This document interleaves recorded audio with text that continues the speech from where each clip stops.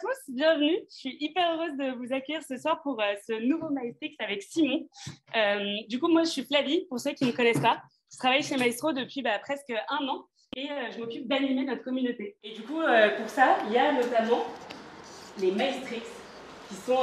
pourquoi ça les Maestrix qui sont voilà, nos événements produits. Et du coup, je suis un peu curieuse, j'aimerais bien savoir qui est dans la salle aujourd'hui.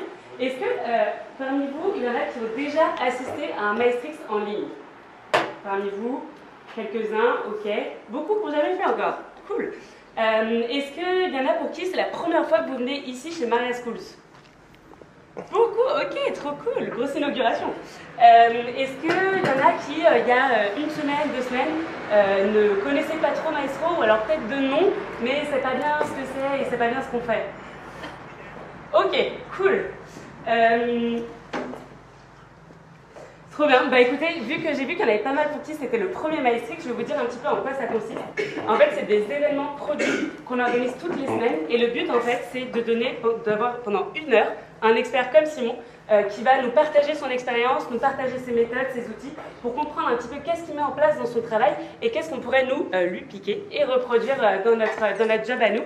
Et du coup, c'est des rendez-vous qui sont tous les mardis en ligne de midi à 13h ou en soirée comme aujourd'hui ce soir.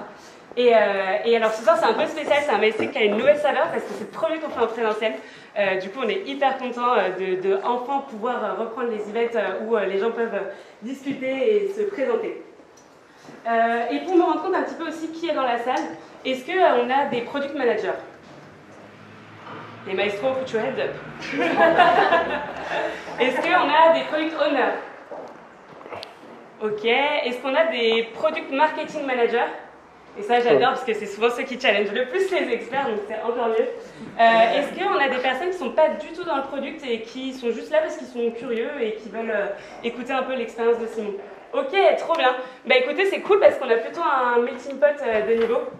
En fait, c'est vraiment l'objectif des Maestrix, c'est d'ouvrir en fait d'ouvrir le product management et d'apprendre à tout le monde le product management. Et du coup, bah, on accueille tous les niveaux très volontiers. Idem dans nos intervenants. Aujourd'hui, on a la chance d'avoir Simon. Ça toque. On a la chance d'avoir Simon qui.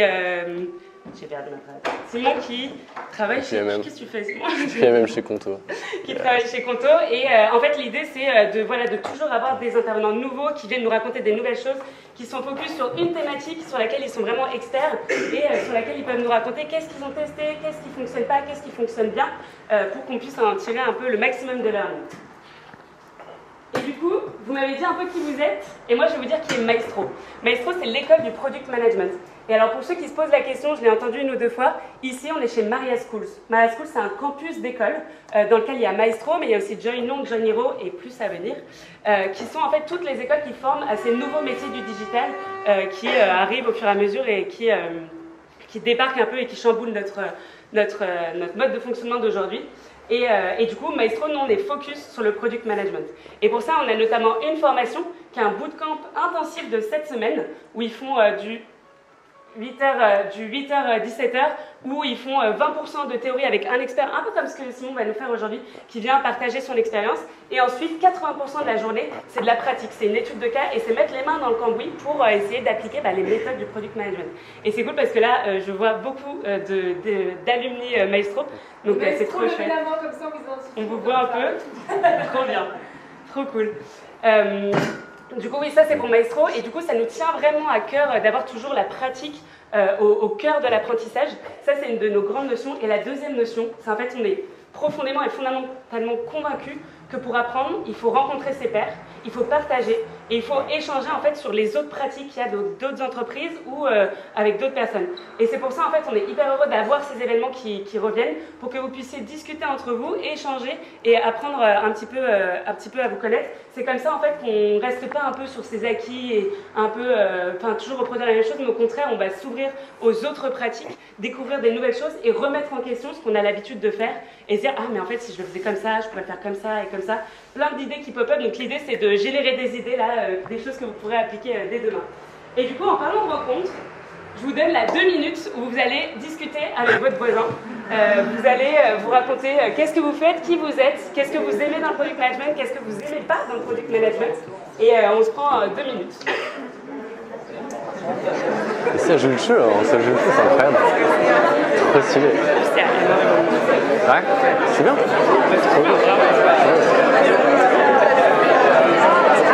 T'avais fait des startup weekends, des trucs comme ça là? T'avais animé des startup weekends, des trucs comme ça ou pas? Parce que c'est le genre de situation genre qui est parfait, genre exactement.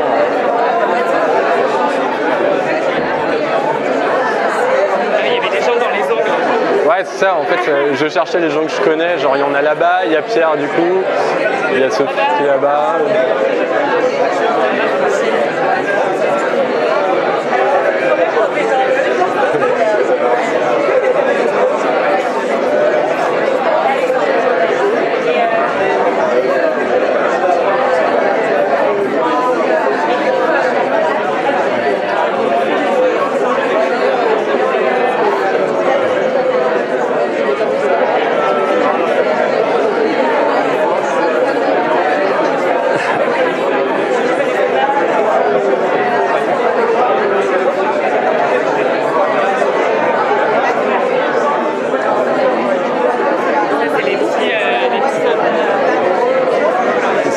C'est trop, je m'attendais pas du tout.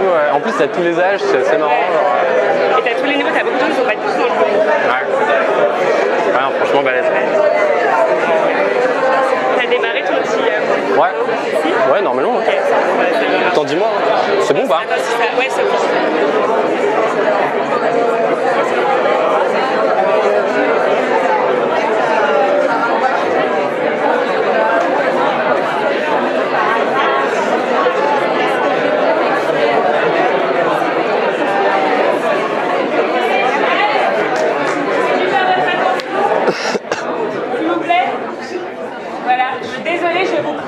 D'une phrase, mais vous inquiétez pas, après la présentation de Simon, on aura un peu de temps pour discuter, échanger, se rencontrer. On a préparé un petit apéro pour vous, donc on aura le temps de faire plus ample connaissance.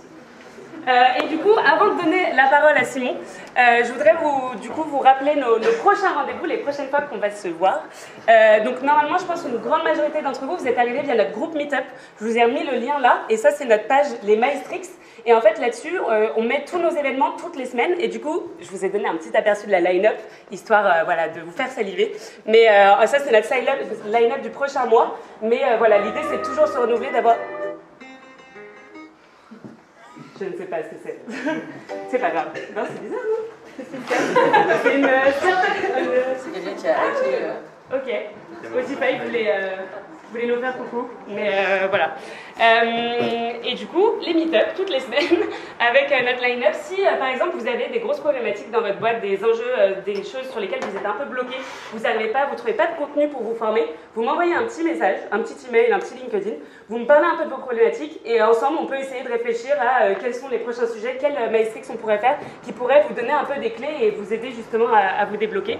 Et je vous ai mis aussi notre LinkedIn, parce que c'est là en fait qu'on partage tous les updates de Maestro. On partage tous nos contenus, tous nos événements, mais aussi des articles, des histoires de parcours et plein de ressources en fait pour que vous puissiez aller picorer un petit peu des infos et voilà, vous former vous-même au quotidien, apprendre des choses au quotidien, parce que c'est vraiment notre goal et notre objectif. Et du coup, je vais te donner la parole à Simon pour que tu puisses juste nous parler un petit peu de ton parcours et ensuite je mettrai tes slides. Alright. Bonsoir à toutes, bonsoir à tous. Merci beaucoup d'être venus, c'est très sympa. Je vais essayer d'être le plus intéressant pour vous. En gros, parcours très rapide. En sortant de mon école de commerce, j'étais à fond dans la musique, donc j'avais créé un label de musique et je faisais moi-même de la production musicale. J'en fais toujours d'ailleurs. On pourra en parler après si vous voulez. Ensuite, je suis parti sur de la communication, mais dans le monde corporate chez Worldline. Et au final, donc c'est une filiale qui appartient à Atos. Je me sentais un peu perdu, je voyais pas trop la valeur que je produisais, j'étais un peu un pion, donc du coup je me suis dit ok, je reprends les choses en main, j'ai recréé un programme, une application qui s'appelait Human, qui était une application anti-addiction au smartphone. Donc en gros on utilise son téléphone pour pas l'utiliser, ce qui est à peu près bizarre, mais ça passait. Ça s'est planté, on n'a pas fait du tout d'argent, en revanche j'adorais le milieu startup, j'ai rencontré plein de gens là-dedans, et je me suis dit pourquoi pas apprendre à découvrir ce que c'est qu'une startup ou une scale-up, mais au plus proche des entrepreneurs. Et donc le milieu de l'accélération de start-up m'intéressait vachement, parce que finalement, on baigne dans les entrepreneurs, donc on ne sait pas trop le faire, mais on écoute tous leurs problèmes, toutes leurs histoires, etc. Donc c'est super intéressant. J'ai passé 2 ans et demi à Lille, dans un espèce de gros incubateur. C'est un campus sur lequel il y a 250 boîtes. Et j'ai accompagné des boîtes qui faisaient déjà du chiffre d'affaires sur leur go-to-market stratégie et sur leur levée de fonds, ce qui m'a permis de, voilà, donc contrat rempli, j'ai appris énormément de choses. Je suis rentré à Paris avec des gens que j'avais rencontrés à Lille, en tant que COO chez Screenseed. Donc Screenseed, pour info, il y a un ancien fondateur de cette boîte-là qui est dans l'audience et qui a fait Maestro aussi. Donc au final, c'était deep tech, très très deep tech. On faisait du machine learning pour aider des boîtes de chimie à trouver des alternatives naturelles aux pesticides. Donc en gros, voilà, c'était super intéressant, mais le rythme deep tech, recherche fondamentale, etc. Donc j'en suis sorti et l'idée c'était de me remettre dans un rythme qui va très très vite sur des choses que je sais à peu près faire.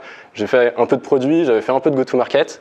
Donc finalement, l'idée c'était d'apprendre un métier, donc Product Marketing Management, dans un cadre qui trace, mais dans lequel il y a quand même voilà, le mot cadre, donc il y a un framework. Donc c'est pas ma startup, il y a des règles, il y a des process. Et donc voilà, donc c'est pour ça que depuis 8 mois, je suis PMM chez Conto. Trop cool. Et ben c'est parti, je vais mettre les slides. Je suis désolée pour le petit interlude technique. En attendant, juste, je vais vous faire lever la main 2-3 fois, mais qui est venu pour apprendre le métier de PMM? Okay. Non, mais c'est super intéressant, justement. Qui est venu justement pour renforcer ses connaissances dans le milieu du produit, genre être meilleur product manager, ou, ok. Et qui est venu pour Conto, parce que Conto c'est cool. Évidemment, il y a Team Conto qui lève la main. Ok, non, mais super intéressant. Donc l'idée, je pense, ça va être que je me focalise vachement sur raconter un peu comment on fonctionne chez Conto, comment on collabore aussi avec les PM, pour que finalement, vous, en tant que PM, ceux qui sont PM, vous deveniez encore plus performants sur ce milieu-là. Et finalement, comprendre comment aussi chez Conto, on arrive à faire des produits qui déboîtent, qui sont utilisés, et des produits qui répondent le plus possible aux besoins des utilisateurs. Et donc rentrer un peu dans la machinerie en interne. Si ça vous va. Alors, vers la droite, j'imagine. Ok. Donc le PMM, finalement, on ne va pas passer 3 plombes dessus si ce n'est pas le sujet qui vous intéresse le plus. En revanche, ce qui est intéressant, ça c'était un mail que j'ai envoyé il y a 1 an au fondateur d'une biotech qui s'appelle Hawkin. Ils font du federated learning dans tout ce qui est médical. Et en gros, c'est le résumé de recherche que je fais chez moi, donc en discutant avec des PMM ou en lisant sur le métier de PMM, qui est un métier en gros qu'on voit en France depuis 4 ans, je pense. 4 ans, 5 ans maximum. Donc en gros, ce qu'on peut y voir, même si c'est petit, désolé, c'est donc le product marketing, c'est l'idée d'apporter un produit sur son marché, le positionner, raconter une histoire à travers ce positionnement-là, le lancer et s'assurer en interne que tous les gens de la boîte soient au courant de ce que fait le produit, donc la feature, et finalement du fait qu'on l'ait lancé. Parce que si demain il y a quelqu'un qui est au sales ou au customer success qui discute avec un client et que le client demande quelque chose et que le CS il n'est pas au courant, ça fout mal. Donc l'idée c'est d'alerter tout le monde, que ce soit en interne ou en externe.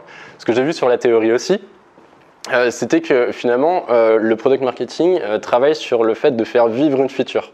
Ce qui est hyper important. Il y a plusieurs notions. On lance une feature, on l'oublie et on passe à la suivante, surtout dans des boîtes en hyper-croissance où il faut aller très très vite. Et là, c'était dans la théorie. J'ai lu qu'effectivement, il y avait le côté faire vivre la feature. Donc on la lance, on l'entretient et finalement, on ne l'oublie pas. Et puis après, c'était choper un maximum de feedback. Donc en gros, les 7 étapes que j'ai vues, c'était faire la product research, la product story, faire du contenu, lancer, synchroniser les gens, ensuite écouter un peu les retours qu'il y a sur le marché, et finalement faire le sales enablement, donc c'est alerter les gens en interne et éduquer en interne. Et donc les skills, en gros, c'est empathie, organisation, esprit de synthèse. Donc je ne sais pas à quel point c'est en décalage avec ce que vous aviez, mais c'était un condensé. Donc effectivement, niveau ressources, il y a quelque chose qui s'appelle la Product Marketing Alliance, qui synthétise tout ce contenu-là, qui est vraiment, vraiment dense. Donc voilà, ça c'est la slide moche sur le PMM. Un mot rapide sur Conto aussi, donc on est plus de 450 employés, un tiers est international, donc c'est génial parce qu'on fait tout en anglais. On a plus de 200 000 clients, donc en B2B, parce on s'adresse au milieu du business, donc pour les freelancers, startups, associations et PME. On a levé beaucoup d'argent et on a un très bon rating sur les réseaux, et surtout en fait on est présent en France, Italie, Espagne et Allemagne. Donc dans l'hypercroissance, c'est une notion hyper importante à prendre en compte, notamment dans le milieu du produit, parce qu'il faut traduire le contenu et il faut s'adapter aux marchés locaux. Et donc en gros, si on la fait très très simple, Conto, c'est le compte tout en un pour votre business, qui va agréger en gros un compte super performant avec plein de features, qui va agréger aussi la capacité à faire de l'expense management et du bookkeeping. Donc on déborde sur la comptabilité, sur le spend management. Il y a un aspect collaboratif, donc on peut travailler en équipe, donc il y a des rôles d'employés, d'admin, d'owners, etc. Et finalement, en tant que jeune entreprise, on peut aussi déposer le capital 100% en ligne. Donc c'est pour ça qu'on s'intéresse vachement aux startups naissantes, très très jeunes. Alors, donc la question, c'est comment on façonne un produit performant et comment on le rend indispensable à ses utilisateurs. Conto, depuis à peu près un an, a misé sur le métier du PMM et sur le fait de renforcer l'aspect produit existant. Donc la team, c'était à peu près, voilà, c'était 2 personnes il y a 8 mois, maintenant c'est 7, une personne de plus dans quelques mois, qu'on a beaucoup recruté. Donc vous avez Teresa, Lise, moi, Rita, Sophie, Aurélie et Amélie. Parité homme-femme extrêmement bien respectée. Et au final, si on... En fait, Amélie avait fait du PMM, Aurélie avait fait du PMM, et voilà. Donc c'est un métier qui est récent, donc il n'y a pas d'expérience incroyable. Donc c'est plutôt sur les soft skills qu'on voit et sur la capacité de s'adapter et de raconter de manière très simple des belles histoires. Si on essaie de résumer ce métier-là, il y a le côté chef d'orchestre du Product Launch, parce que vous allez voir, il y a besoin de synchroniser beaucoup d'acteurs, comme le font les PM.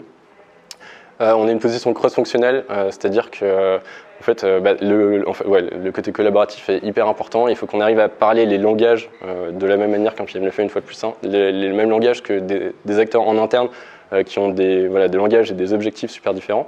On va prendre un back-end, pas du tout les mêmes objectifs qu'un designer, pas du tout les mêmes objectifs que la personne qui va gérer tout ce qui est paye d'acquisition ou les Facebook Ads, etc. Et finalement, une vue à 360 sur le produit et les channels, ce qui est hyper intéressant. On voit dans certaines structures qu'il y a des PM qui sont tournés extrêmement sur l'interne et donc ils voient que leurs features et ils délivrent des livres. Nous, on a un peu plus de recul, ce qui permet de challenger aussi les PM sur pas mal de sujets.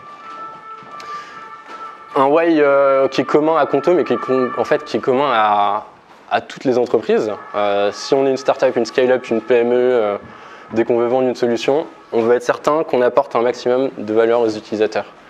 On ne veut pas créer de besoins, ça c'est le truc évident, genre si on crée une nouvelle startup, on crée des besoins et on va supplier le client pour qu'il paye notre solution. Donc ça, c'est pas le cas. Il y a la notion d'assurer un product mix logique et efficace. Conto, c'est une machinerie de features qui sont regroupées les unes aux côtés des autres. Et donc il y a un besoin de clarté dans l'offre, et donc être certain que les différentes features soient bien identifiées et bien comprises par les différents utilisateurs à qui ça s'adresse. Il y a aussi la notion du fait qu'il faut s'adapter aux exigences du marché. Ça, c'est évident. Genre, si on est... Est-ce que tu peux parler plus fort, s'il te plaît ? Ouais, bien sûr, pardon. Le fait... Est-ce que je parle trop vite aussi ? C'est possible, non ? Ouais, je connais. C'est très classique. Non, en gros, donc s'adapter aux exigences du marché.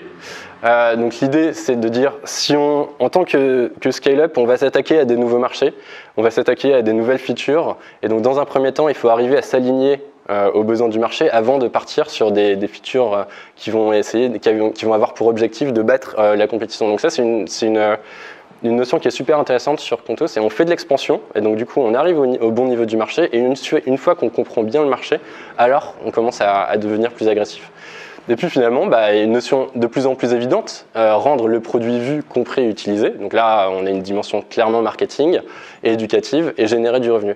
Et donc nous, on intervient par rapport à ce besoin-là de l'entreprise de Conto, mais qui est aussi le cas de toutes les autres entreprises, sur le fait de contribuer à la création des meilleures fonctionnalités possibles. Donc là, c'est vraiment étudier le besoin, donc d'un côté utilisateur et prospect, mais aussi d'un côté marché, compétition, etc. Définir et gérer la go-to-market stratégie, donc ça, on va revenir dessus. C'est qu'on a une feature qui est prête, comment est-ce qu'on la délivre sur le marché de la manière la plus claire et la plus fluide possible. Assurer l'adoption du produit, donc ça, on va revenir aussi, c'est en lien avec le marketing. Et évaluer l'impact du produit ou de la feature.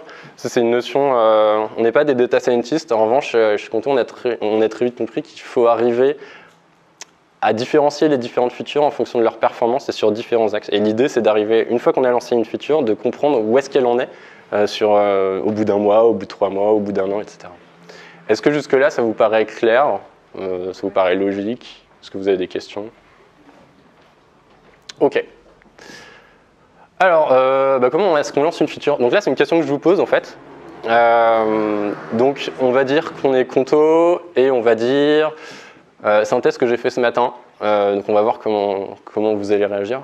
On va dire vous connaissez les crypto-monnaies, le bitcoin, des trucs comme ça. Bon, on va dire que Conto accepte, prévoit d'accepter les crypto-monnaies. Donc un entrepreneur va pouvoir mettre du bitcoin par exemple sur son compte en banque. Donc on estime que c'est quelque chose d'important, on estime qu'il y a quelque chose à faire pour battre la compétition, pour faire de l'argent. Et j'aimerais bien qu'on arrive à aligner quelques idées, d'essayer de s'organiser et de voir justement, donc on a cette idée, comment est-ce qu'on fait à partir de maintenant? On est tous PM, PMM, designers, etc. On travaille ensemble. Donc voilà, quelles sont les étapes et qu'est-ce qu'il faut qu'on fasse sur notre to-do list? D'abord, est-ce qu'on sait que ça répond à un besoin? Exactement. Donc comment on fait pour savoir ça? Enquête. Ouais. Des enquêtes. On va parler à qui? Aux utilisateurs Ouais, ça peut être, il peut y avoir plein de gens. Des utilisateurs. On peut même aller trier certains types d'utilisateurs, basés sur des appétences. Qu'est-ce qu'on a d'autre? J'avais vu une main levée. Ouais.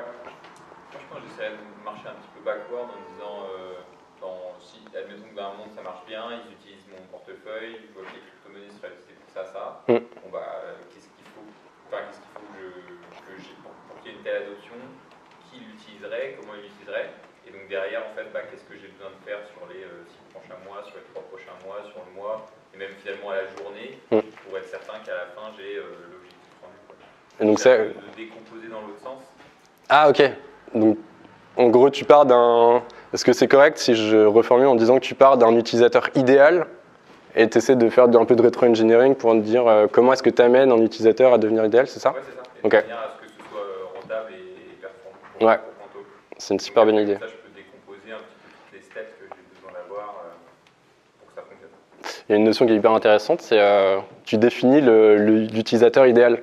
Et donc du coup, c'est souvent derrière, il y a des métriques, il y a des, c'est pas qu'un profil, tu vois, c'est quelqu'un. Alors pour qu'il soit idéal, il faut qu'il génère tant, il faut qu'il ait tel comportement, qu'il utilise telle et telle feature. Donc ouais, c'est une super bonne idée, carrément. Ouais.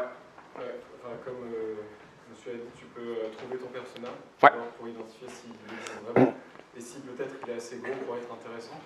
Et ensuite tester l'idée de manière assez rapide par des enquêtes. Tu peux faire, par exemple, je sais pas, un prototype avec des designers et essayer de voir avec les utilisateurs s'ils sont réceptifs, s'il y a des choses à changer. Tester un peu ton idée avant d'essayer de lancer la feature pour confirmer si elle existe vraiment. Et dans ce cas-là, alors, est-ce que je dois changer le design ou est-ce que, et comme ça, même si tu vois que c'est pas ce problème-là, tu peux peut-être deviner un autre problème ou un autre besoin à travers tes enquêtes et te dire, ok, bon, bah, c'est pas cette feature, je descope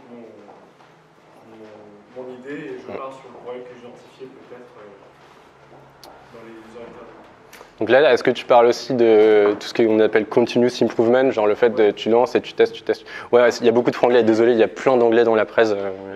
Mais ouais, donc l'amélioration continue, effectivement. Et, donc être certain qu'on reste sur notre idée de base et s'il faut changer d'idée, genre avoir en tout cas des données tangibles qui justifient ça, carrément. Parce que vous avez, donc pour l'instant, on essaie de creuser nos utilisateurs. Ouais.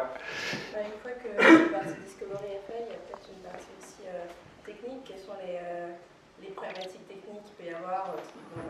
Comment est-ce qu'il y a des partenaires? Est-ce que ça va marcher par API? Une problématique réglementaire? Ouais. Beaucoup autour du paiement. Ouais, complètement.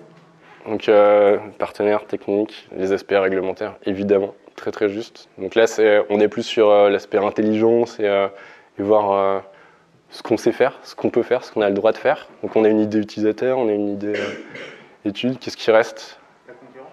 Ouais, complètement. Comment est-ce qu'on peut faire ça? Et puis les forums sur Reddit, enfin, les conversations sur Reddit, bien sûr. Qui sont beaucoup sur le sujet quand même. Bah oui, exactement. Donc là, tu orientes la veille concurrentielle par rapport au sujet. Donc plutôt que de faire un truc global, c'est ok, crypto égale Reddit égale machin, donc trouver les bonnes sources d'informations. Après Reddit, tu as tout, donc il faut arriver à vérifier aussi la pertinence de l'information glanée. Ouais, effectivement, complètement. Est-ce qu'il nous manque des choses? Est-ce qu'il nous manque des éléments? Moi je me demanderais quels sont les canaux que je peux utiliser pour atteindre l'utilisateur. En gros, est-ce que, je sais pas, notion, on voit des newsletters avec maintenant vous pouvez faire des tableaux de qualité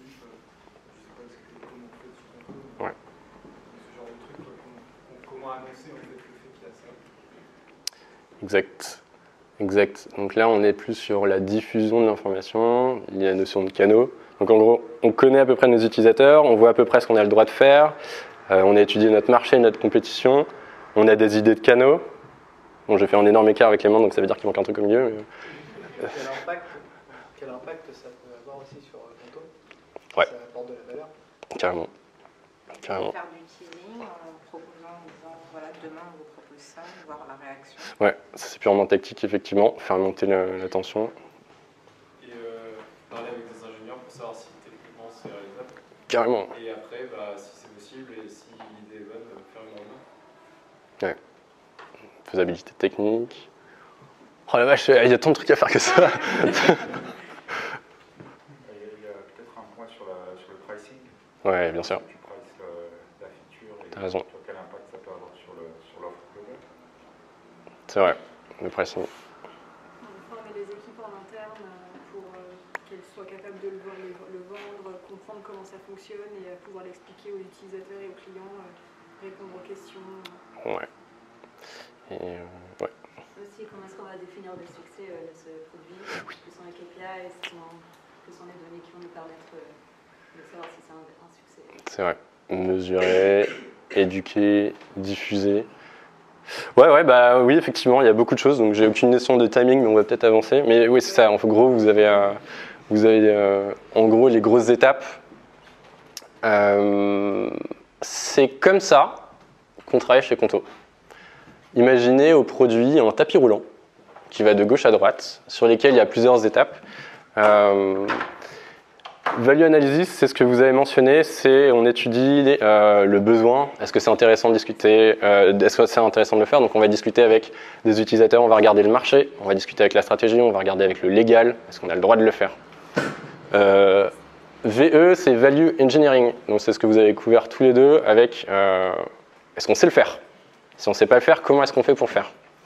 Delivery, je pense que 100% d'entre vous, enfin beaucoup de vous d'entre vous, donc c'est purement produit, donc c'est les PM qui travaillent avec la tech pour créer la feature. Et finalement, launch, là pour le coup, je ne sais pas comment ça peut être plus clair, c'est on lance.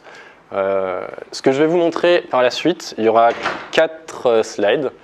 Ça va être les sujets sur lesquels en tant que PMM on intervient et on va aider toutes les équipes à avancer sur le fait qu'on arrive à créer un produit qui répond à un vrai besoin, donc renforcer le fait qu'on soit sûr qu'on avance sur le bon produit et sur le fait qu'il soit adopté au mieux. Et donc en gros, on va collaborer avec le PM va être plutôt tourné sur tout ce qui est tech, sur tout ce qui est délivré, et nous on va être plutôt tourné vers le marché, vers les acteurs en aval qui vont être plus proches du marché, donc du coup avec qui on va délivrer la feature. Première étape, donc en haut vous avez ce qu'on fait, et en bas, vous avez les équipes avec lesquelles on collabore, ou en tout cas qui sont intégrées dans ce processus-là. En interne, on va donner un nom à la feature, parce que chez Conto, on a une fréquence de sortie de feature qui est assez folle, et donc pour qu'on ne se mélange pas, on va déjà nommer la feature. Ensuite, on va bosser avec designer et product manager sur la user research. Ce qu'on considère, c'est qu'on a tous des angles d'attaque assez différents. Designer, ça va être plus UI, UX, PM, ça va être plus global. PMM, ça va être plus sur quelle est l'importance de la feature, comment est-ce qu'on peut arriver à répondre aux vrais besoins des boîtes. Et donc, du coup, on va avoir des questions un peu plus fondamentales, plutôt que d'essayer de tester la feature et de faire du testing avec des prototypes, par exemple. Ça prend pas mal de temps. On essaie de faire au moins une dizaine d'interviews pour des features, et une fois de plus ça dépend en fonction de la taille de la feature. Competitive teardown, c'est pareil, on se répartit le travail. On va effectivement décortiquer les produits des concurrents, et côté PMM on va essayer de comprendre justement comment les concurrents ont délivré la feature, quelle est l'importance de cette feature dans leur product mix, comment est-ce qu'ils la racontent, comment est-ce qu'ils la positionnent, etc. Conto Win, c'est par rapport à ce qu'on a chez Conto et par rapport à ce qu'on connaît de Conto, est-ce que Conto sait faire, comment très vite on peut voir des avantages sur la concurrence. Et la Success Metric Definition, donc c'est ce dont parlait Sophie, c'était vraiment, on essaie de réfléchir et de se poser sur des métriques qui soient intéressantes et qui apportent de la valeur. On serait tous tentés de dire, ok, bon, si je reprends l'exemple des cryptos, On pourrait se dire une métrique serait le nombre de personnes qui utilisent, qui font des virements en crypto, je sais pas, au bout de 2 mois. Donc ça, c'est OK. Donc on va se retrouver avec 50 personnes. Le truc, c'est que si on creuse, et qu'on a 50 personnes, mais qui mettent 1 €, franchement, c'est pas dingue. C'est OK, c'est cool, il y a du volume. Enfin, encore 50 personnes, il faut voir. Mais la valeur monétaire est pas folle. En revanche, si on voit qu'il y a 3 personnes, mais en revanche, qu'on met chacune 500 000 en Bitcoin, là, en revanche, on rentre un peu en granularité dans la compréhension de l'usage. Donc l'idée, c'est d'arriver, de sauter l'étape un peu facilitée et d'adapter les métriques qu'on va suivre, que ce soit niveau usage ou business, à la feature qu'on est en train de lancer. Et donc là-dessus, on va collaborer évidemment. Donc c'est une moyenne équipe pour l'instant qui collabore. C'est PM, les designers, UX Copy et Leadership. Est-ce que sur cette première partie, ça vous paraît clair? Est-ce que ça vous évoque des questions, des doutes? Ouais. J'ai une question sur la phase research. En fait, du coup, vous ne discutez pas trop avec les équipes internes du customer success qui sont eux en contact en fait avec les clients. Tu as tout à fait raison. Tu as tout à fait raison. Si on rentre un peu dans le détail, on va interviewer des utilisateurs qui pour nous pourraient être des super utilisateurs de la future. On va discuter aussi potentiellement avec des prospects et on va regarder tout ce qu'on a en termes de contenu, donc soit écrit, soit avec les sièges justement, parce qu'en fait on collecte beaucoup d'informations, donc je mettrai un peu les outils qu'on utilise. On a Intercom, on a Product Board évidemment, on synchronise tout ça dans un outil qui s'appelle Chattermill, qui est une espèce d'énorme agrégateur de données écrites.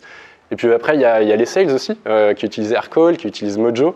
Et donc du coup, tout ça, c'est des espèces de mines d'or sur lesquelles on va fouiller à chaque fois qu'on lance une feature. Effectivement, si on rentre un peu dans les user research, on va nous-mêmes aller chercher de l'information, mais on va aussi collecter tout ce qui est existant. Et c'est souvent grâce à l'existant qu'on arrive à prioriser les features. Donc effectivement, très bonne question. CS, sales, super important. OK. Ensuite, value engineering, nous on ne joue pas parce qu'on ne sait pas faire. En revanche, on va commencer à travailler au niveau de la delivery sur le positionnement. Le positionnement, c'est assez centralisé autour d'un gros document qu'on appelle le GTM. Donc en gros, on utilise Notion. Et l'idée, c'est d'arriver à écrire de la même manière qu'un PM va écrire ses specs, etc. C'est écrire le gros plan qui va servir de guide aux équipes plus en aval. En très gros, ce qu'on met dedans, ça va être pourquoi est-ce qu'on travaille sur cette feature, avec des données tangibles. On va raconter aussi quelle était la situation avant. On va raconter quelle est la situation maintenant qu'on a justement cette feature. On va raconter, là on va avoir une phase plus marketing où on parle de notre cible, de l'utilisateur. On va poser justement le message en fonction des segments à qui on va s'adresser. On va mettre quelques testimonials et surtout on va écrire tout le action plan. Et donc là on se transforme en une espèce de project manager sur lesquels on inclut tous les différents channel owners en fonction du rôle qu'ils vont jouer. Donc par exemple, si on revient à notre exemple des cryptos, on pourrait se dire qu'on a envie de faire, je sais pas, je balance des idées, mais du Facebook Ads, on a envie de faire une landing page, on a envie d'en parler dans TechCrunch, on a envie de faire un partenariat avec Coinbase, etc., etc. Donc en fait, tout le action plan, basé sur ce qu'on a envie de faire, va intégrer les différents channels. Donc si je parle de Instagram Ads, on va en parler avec les gens qui sont grosses, donc qui sont spécialisés là-dedans. Si on décide de créer une landing page, on va discuter avec les gens qui gèrent le website, etc., etc. Et donc on aligne tout le monde autour de ce projet-là. On a notre action plan, on fait le kick-off donc du coup avec les channel owners, et on donne une date. Donc on se dit, ok, on aimerait bien que dans 2 mois, la feature soit live. Et donc là, on a écrit toute cette documentation, on a une base sur laquelle partir. Et donc là, on commence à intégrer ces gens-là. Donc du coup, là, il y a des nouveaux acteurs qui arrivent. Donc les gens qui gèrent les channels de growth, l'international, comme je l'ai dit tout à l'heure, on est présent dans plusieurs pays, donc c'est intéressant d'avoir un aspect local par rapport au lancement. Customer success, le design et leadership. Est-ce que ça vous évoque des questions? Est-ce que c'est clair? Ouais. Comment vous travaillez avec Customer Success Customer Success, ça va être par exemple savoir où en est la FAQ. Donc du coup, est-ce qu'il faut créer des nouvelles pages? Ou est-ce qu'il faut en updater? Et toujours choper un maximum d'informations et savoir comment est-ce qu'eux ils pensent qu'il faut éduquer les utilisateurs. Donc en gros, voilà le positionnement. Ensuite, il y a l'aspect production. Donc là, on commence à gratter nos lignes. Et, une fois qu'on a l'aspect marketing, on va accompagner, soit produire nous-mêmes. Donc en l'occurrence, là, on parle de website landing page. On va faire de l'emailing avec le CRM. On tend vachement à faire de l'automation aussi. Donc en disant, OK, si un utilisateur a fait ce truc via Conto, alors on trigger une mobile push ou bien un email. Et donc l'idée, c'est de rendre autonome tout notre système. Les FAQ dont on parlait tout à l'heure, Pay Ads, SEO, affiliation, donc ça c'est d'autres channels. Ensuite le blog post qu'on fait nous-mêmes, l'application in-app qu'on fait nous-mêmes, les socials, donc en fonction du contenu qu'on veut lancer, on va travailler avec les personnes qui gèrent les réseaux sociaux et donc voir sur quel réseau social c'est pertinent, à quelle date, quel asset visuel on va mettre, est-ce qu'on met un GIF, est-ce qu'on met une image statique. Tout ce qui est sales, CS enablement, il y a un gros travail sur tout ce qui est design, donc il faut qu'on arrive à représenter de manière hyper simple la feature dont on parle, ce qui est un sacré challenge. L'idée que ce soit très simple, c'est que ça réponde à l'identité visuelle de Conto. Et finalement, la traduction, bah oui, parce qu'on est présent dans plein de pays, donc tout le contenu qu'on fait, généralement, on le traduit. Et donc là, il y a de nouveaux acteurs qui entrent en ligne, qui entrent en lice. Et donc ça, c'est une période qui peut durer, je sais pas, 3 semaines, à peu près. Voilà. Est-ce que c'est clair pour vous? Ouais. Comment vous arrivez à générer des leads? Et ben ça peut venir, SEO en l'occurrence, c'est pas tout de suite, mais tu vois, sur tout ce qui est paid ads, on arrive à en faire venir. On fait beaucoup d'inbound, etc. Mais majoritairement, quand on va chasser, quand on va sortir, effectivement, c'est plutôt tout ce qui est paid ads. Vous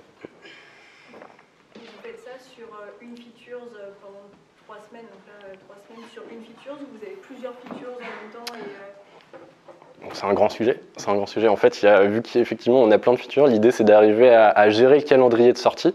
Ce qui est cool, c'est que maintenant c'est nous qui gérons ça, et donc on dispatch en gros la sortie des features.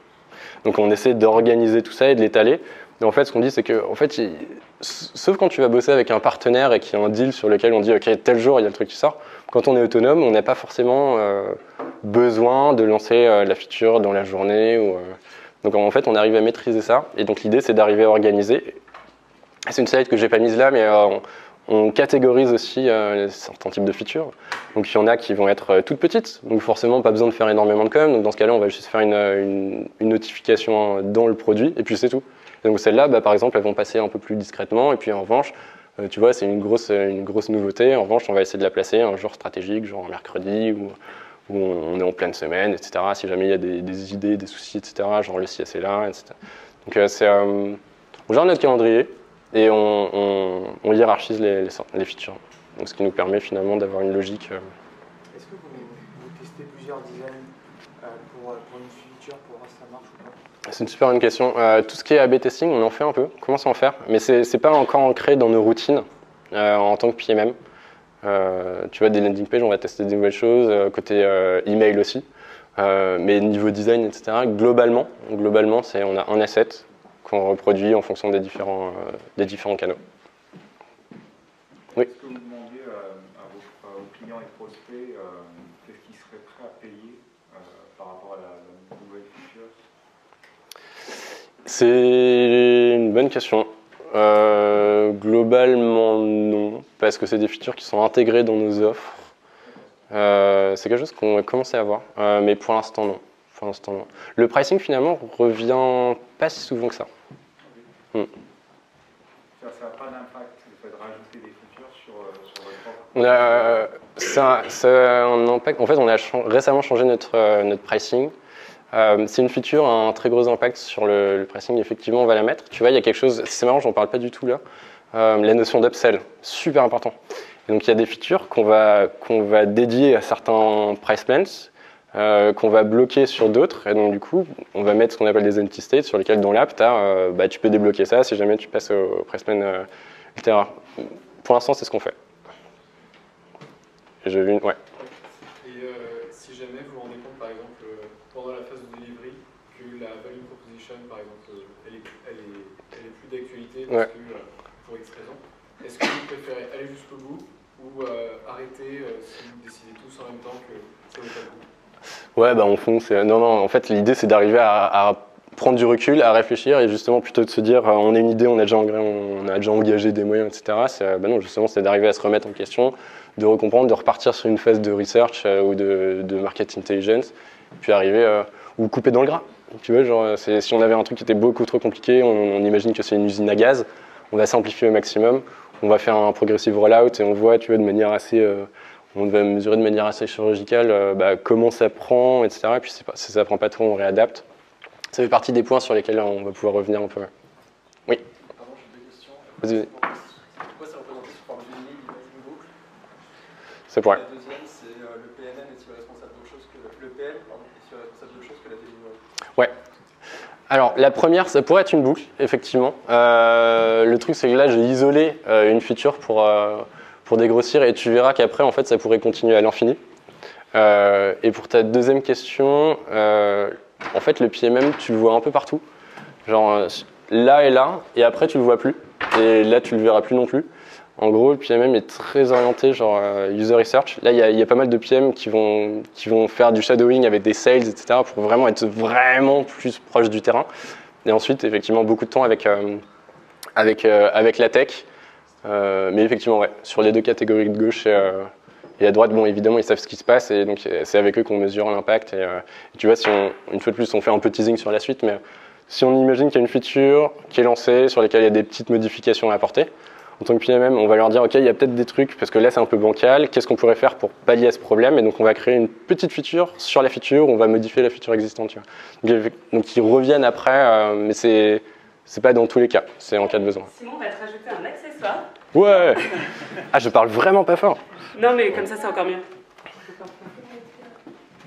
Ouais, comme ça. Oh là là, je m'entends, c'est affreux. Ouais. Génial. Et oui, et c'est bon. Ok. Si vous avez une question, je vous donne le bâton de la parole. Très bien. Alors, le launch, contre toute attente, il y a des petites étapes aussi dans le launch. Il ne s'agit pas juste d'appuyer sur un bouton, donc il faut être certain que toutes les équipes soient en accord avec la date. Donc il y a des choses qui peuvent traîner un peu. Par exemple, si on décide de lancer et qu'une campagne de Facebook Ads commence une semaine plus tard, c'est pas dramatique. En revanche, il faut que la FAQ page, par exemple, soit live. Il faut que la landing page soit live. Donc en fonction des canaux, il y a plus ou moins de priorité. On va mesurer la performance du lancement. Donc là, on mesure niveau produit, donc via du amplitude, etc. On mesure niveau impact via des FAQ pages ou bien, qu'est-ce que je voulais dire? Je sais plus. Et on mesure.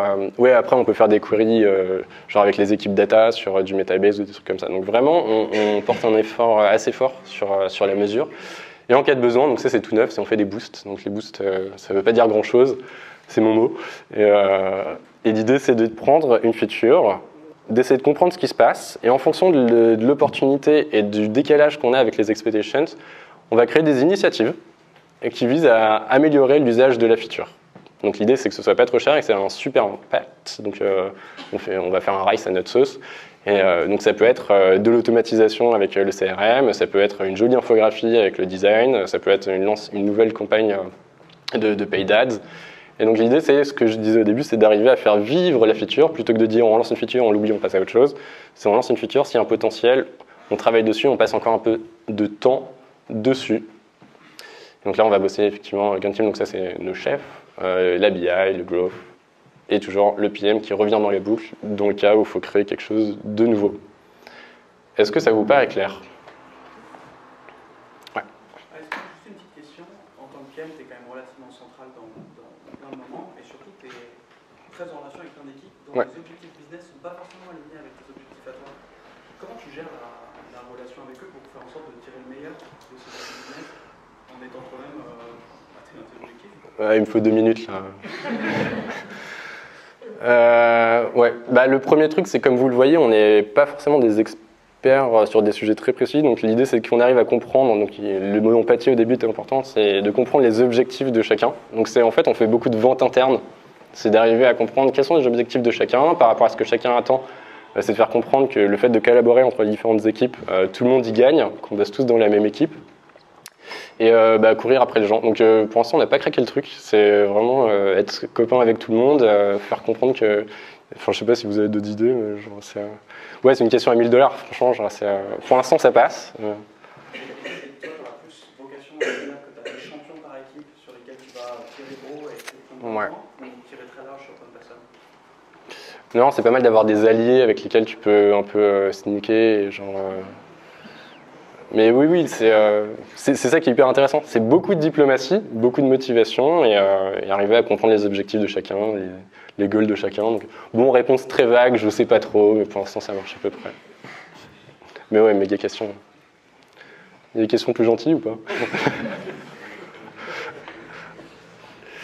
Ok, donc voilà. Donc ça, c'était la slide un peu complète. La phase émergée de l'iceberg, donc là on parle de flashcards, comme vous voyez avec ces très jolis emojis. L'idée c'est d'avoir des cartes virtuelles à usage unique qui s'autodétruisent une fois que l'argent a été utilisé, donc pour un voyage, pour un resto ou quoi. Donc en fait on voit plein de choses au-dessus de l'iceberg, mais maintenant que vous connaissez ce qui se passe avant, vous pouvez voir que c'est assez... on voit que très peu de ce qui s'est vraiment passé.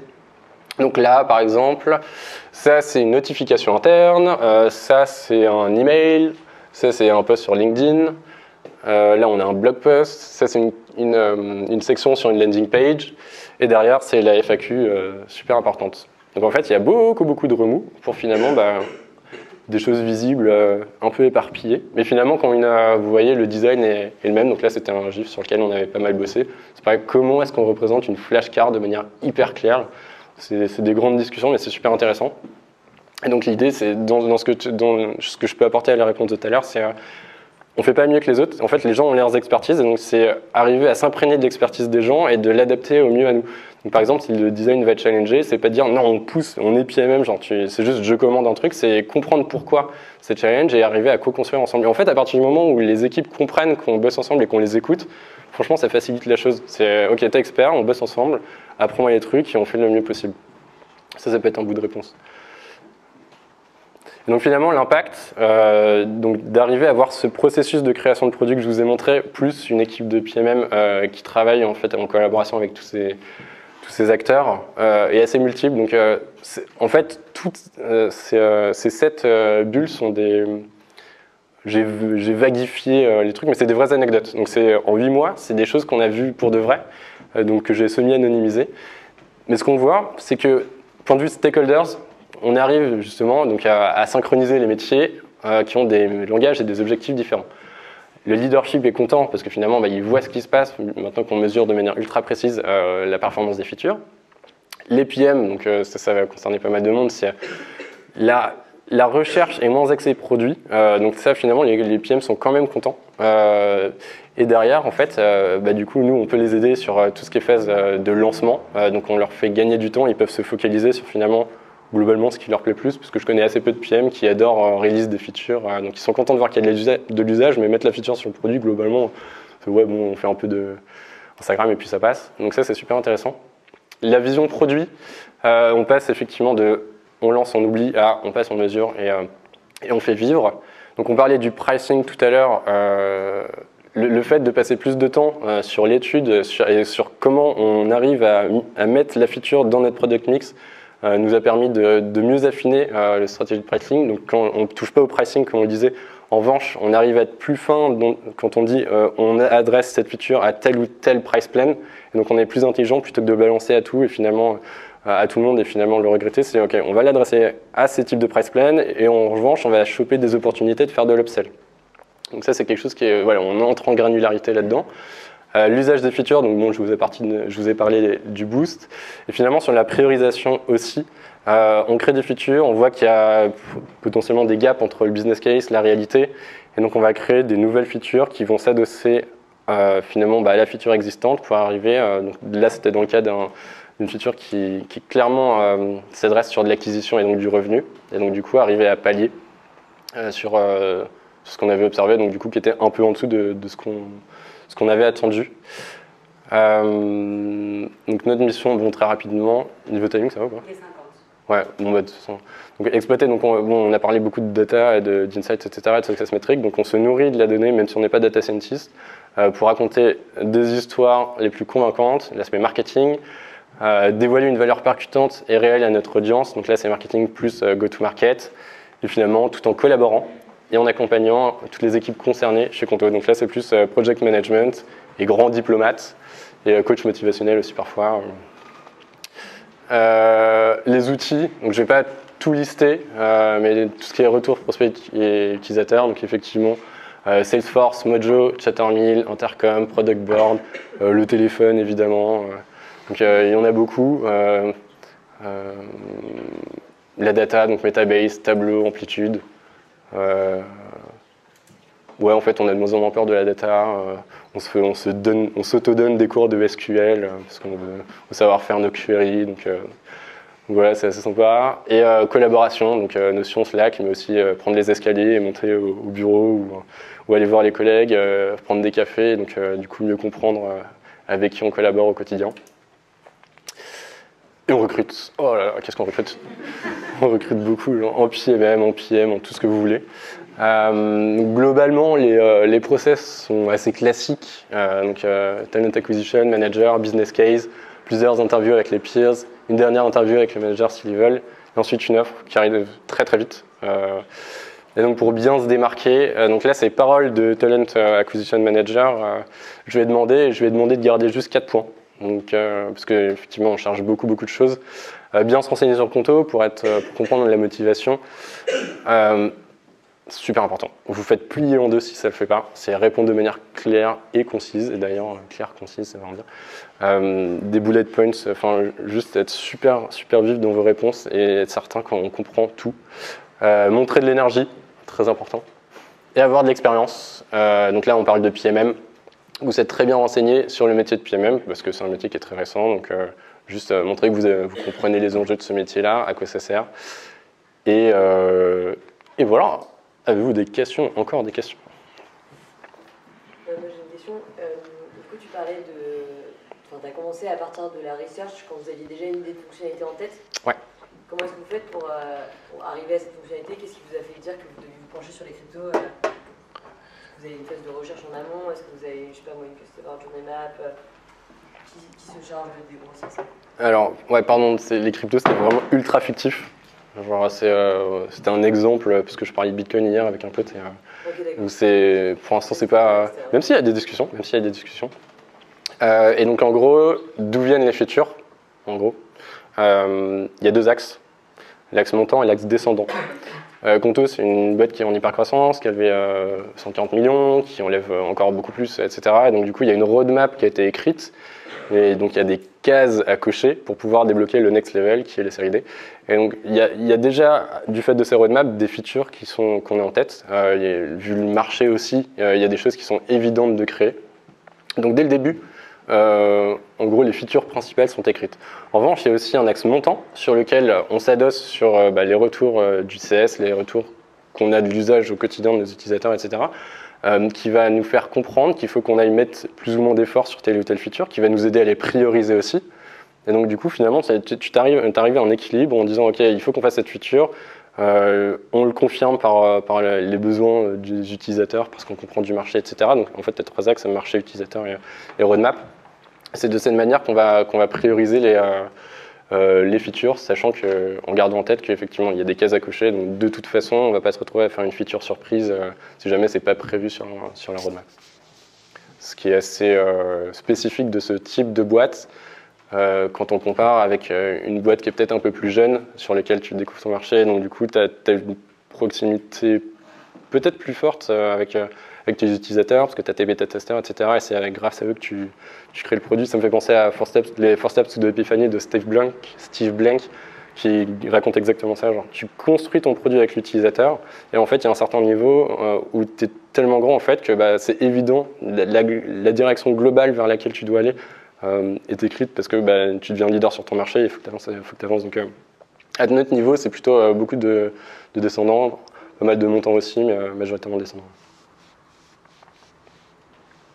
Si jamais vous lancez une feature et sur les KPIs vous vous rendez compte que ce n'était pas à quoi vous attendiez dans la partie négative plutôt, il n'y a pas assez de traction sur la feature ou je ne sais pas si c'est un objectif de revenu, c'est pas assez haut, comment vous gérez ça au niveau du groupe sur lequel qui a travaillé dessus, vous essayez de refaire une partie recherche ou réaméliorer une partie qui peut être technique J'ai pas à ma connaissance de killage de features.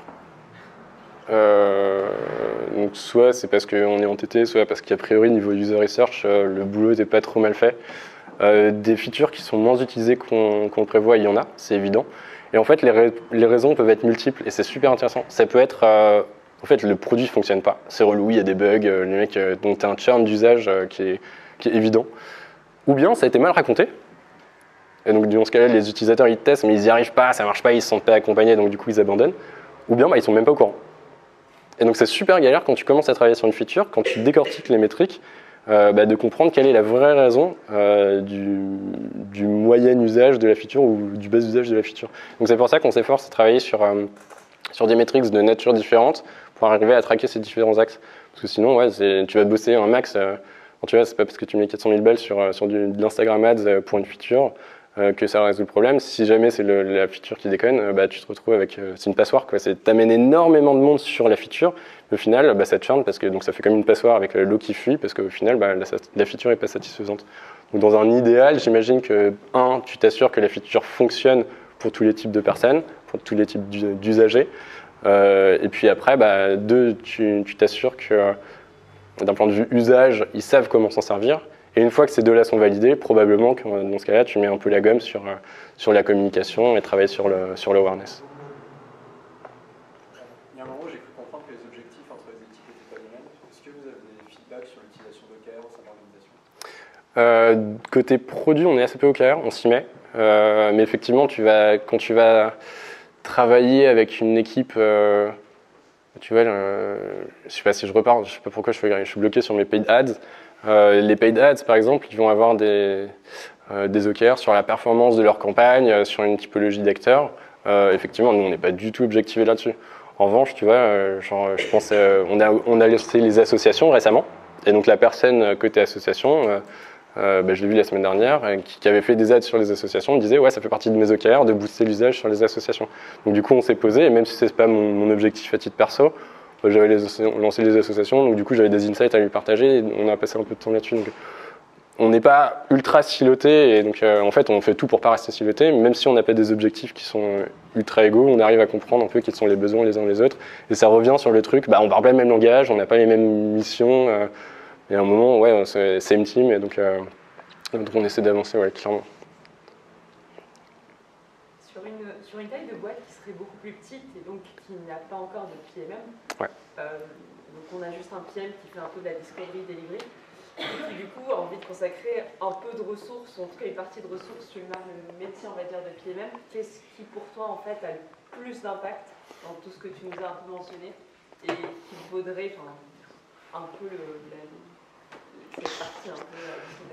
celle-là aussi c'est pareil, elle est sportive.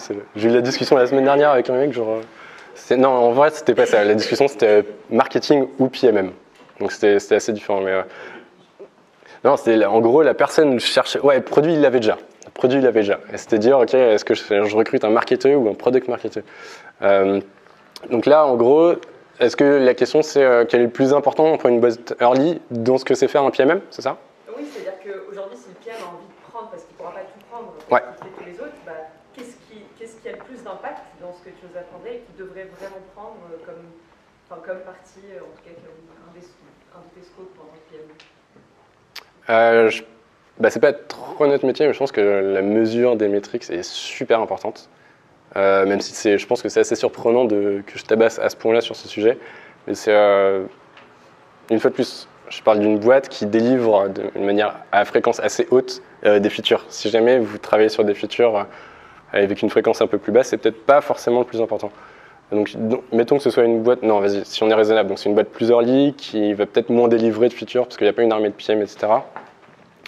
Je pense que la user research, naturellement, c'est quelque chose que le PM sait faire et aime faire. Tout ce qui est delivery, c'est évident. Et donc je pense que dans un premier temps, on peut le laisser gérer ça tout seul. En revanche, ce qui est certain, c'est que tout ce qui est les parties release et launch, ça va être torché. Donc du coup là, c'est arriver à comprendre les meilleurs channels. Et si jamais tu as 500 balles à poser, sur quel channel tu vas les mettre? Et ça, je pense que c'est important d'arriver à avoir quelqu'un qui sait le faire. Après, dans une boîte early, normalement, tu es quelqu'un qui fait du growth ou du marketing et qui comprend les différents channels. Donc, j'ai pas de réponse spéciale, mais ouais, mon intuition, ça serait plutôt ça. Choisir les bons channels et être certain. Ouais, et après, raconter la bonne histoire. Donc, arriver à simplifier au maximum la feature et à la raconter par rapport aux besoins qui sont perçus des utilisateurs. Nous, on fait un truc qui s'appelle le Voice of Customer. Quand on interviewe nos utilisateurs, à ce sujet-là, c'est une parenthèse, mais on essaie de comprendre les 3 points qui sont les plus importants pour l'utilisateur. Donc, si je reviens sur les cryptos, genre, ça pourrait être le côté souplesse, le côté rapidité du process, etc. Et donc, en fait, une fois qu'on comprend ces Voice of Customer, donc c'est les 3 points qui ressortent des besoins, on va créer tout le positionnement et le message là-dessus. Donc ça, c'est aussi important d'arriver à raconter la bonne histoire de manière ultra simplifiée aux utilisateurs. Et du coup, marketing ou PMM?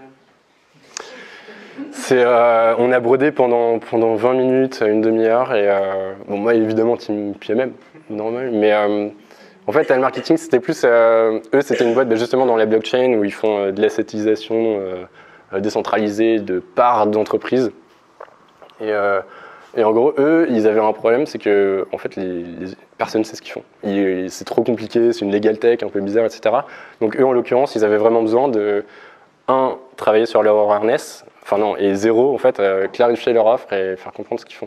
Dans le cas où tu as un produit peu technique, finalement, PMM, c'est pas forcément le truc le plus important. Tu vas prendre plutôt un marketeur qui est un peu chaud en acquisition, etc., qui va faire d'un côté ton branding et qui va travailler sur ta go-to-market. Dans le cas où tu as un produit qui est un peu plus technique et qui répond à plusieurs besoins, sur des besoins très spécifiques de ta niche, dans ce cas-là, je pense que PMM, c'est super important parce que le churn est vachement lié au produit, au final. C'est de l'intuition. J'en ai aucune idée sinon. Ouais. Une question plutôt organisationnelle. Vous êtes très nombreux. Est-ce que vous êtes organisé plutôt par feature, produit, ou est-ce que vous êtes organisé par élément de ce que tu as cité? C'est-à-dire qu'une personne va faire la user research, l'autre va faire des delivery. Ouais. Et autre question qui est un peu liée, c'est vous êtes combien de PMM par PM? Alors, il y a... je sais pas, une quarantaine de PM. 50 PM. Il y a 50 PM et on est 7 et bientôt 8. Donc il y a du taf, c'est intense. Et pour répondre à ta première question, jusqu'à maintenant, en fait, on se distribuait, vu qu'on créait et qu'on apprenait, on se distribuait les features en fonction de la disponibilité. C'est vraiment l'usine, où je suis au McDo, tu vois, genre je suis dans la cuisine de Domac, donc moi je fais les pains, si j'ai trop de pain, du coup j'ai pas de place, donc du coup on le file aux collègues, etc.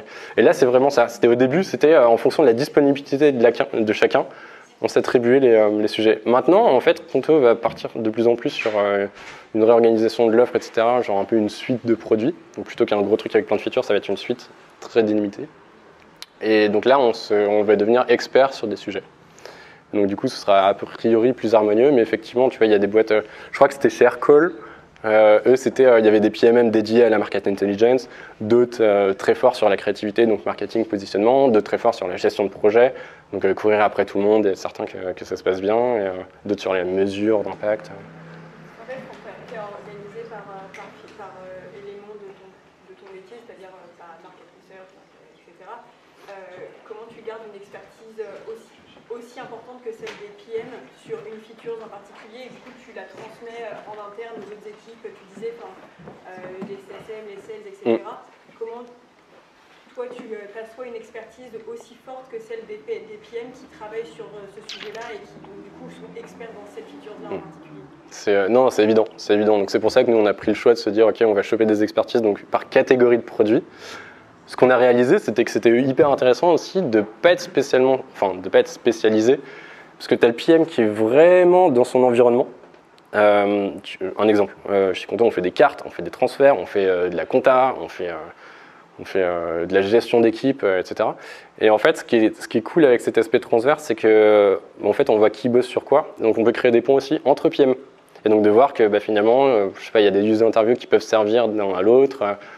Qu'au final, il y a une feature qui est au four sur les cartes et que ça peut potentiellement servir au PM qui est en train de bosser sur tout ce qui est gestion d'équipe, parce que finalement tes employés vont te demander des cartes, donc du coup les deux ils vont se croiser, etc. Donc jusqu'à maintenant c'est expertise effectivement un peu light, en revanche tu as ce regard transverse. Demain on va avoir chacun nos pôles, donc on sera imbattable sur nos sujets. En revanche il faudra qu'on trouve un moyen justement de ne pas créer les silos et d'arriver à faire en sorte qu'on sache toujours ce qui se passe. Donc c'est beaucoup de communication, c'est nos daily, c'est des échanges, nos weekly, nos monthly, etc.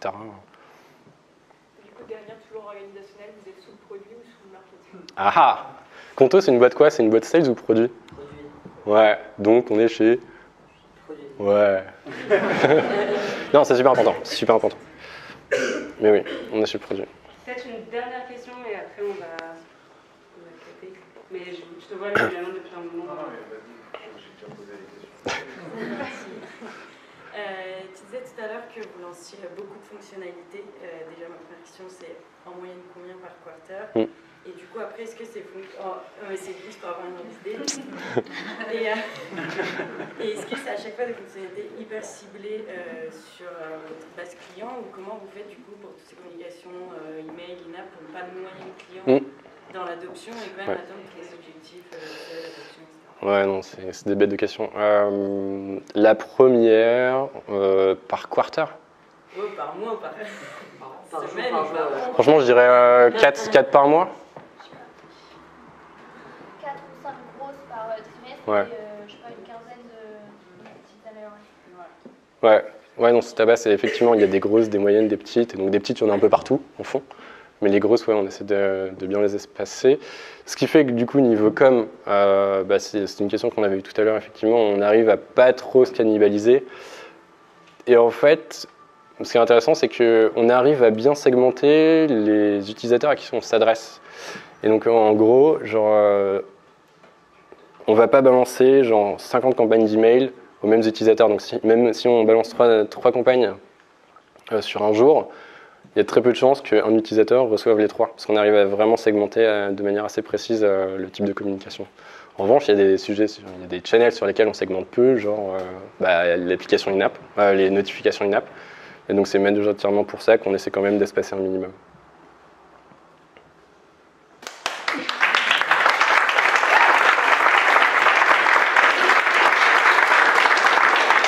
Merci. Merci d'avoir écouté ce Maestrix. Si tu veux aller encore plus loin, continuer d'apprendre, de te challenger en découvrant de nouveaux experts, de nouvelles entreprises, de nouvelles méthodes, alors je te donne rendez-vous sur notre groupe Meetup qui s'appelle Les Maestrix pour découvrir les prochaines thématiques. Le lien est disponible dans la description. À très vite chez Maestro.